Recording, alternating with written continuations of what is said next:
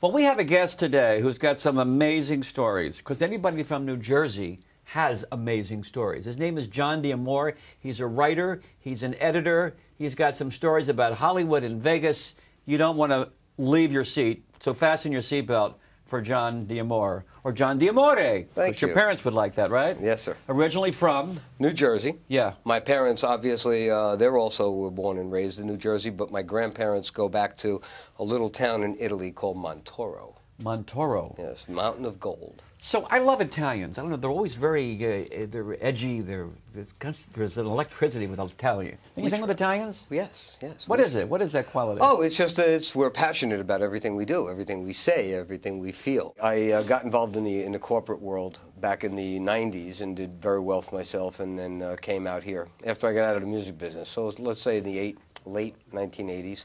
Did well, came out here in 1999. And got tired. I was burnt out of the corporate world. Didn't know what I wanted to do, but I've always enjoyed writing. So I decided to become a writer, and I wrote a book about my family, which is called "The Boss Always Sits in the Back." And the bad part was that I came out to California and wrote a book, because when I got out here, I found out that Los Angeles doesn't care to sell books. They told me, "You have a wonderful story, but you're better off going back to New York to sell it," which is makes all the sense in the world. Or turn it into a screenplay. So I spent the next year and a half learning how to write screenplays. So now you have some interesting ties in your family, correct? Yes, a lot of ties. Some mafia yes. ties. There's no such thing as the mafia, but there were some people who, led a very comfortable life. We've all seen The Untouchables.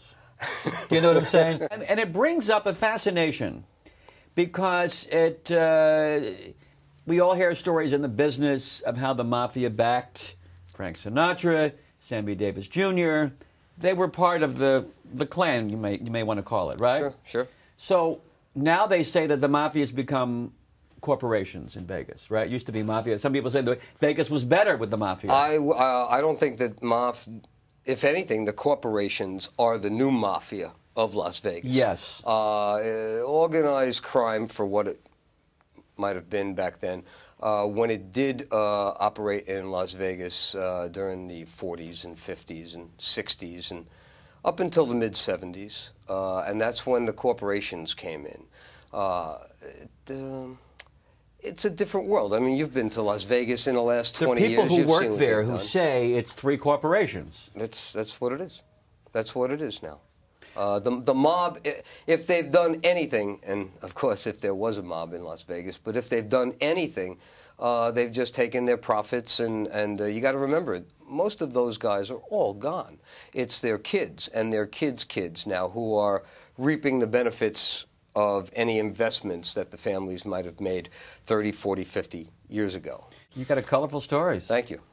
Thank you so much for joining us right here on Hidden Hollywood, because you've taken them out and really shared them with us of a part of life that people always are fascinated by.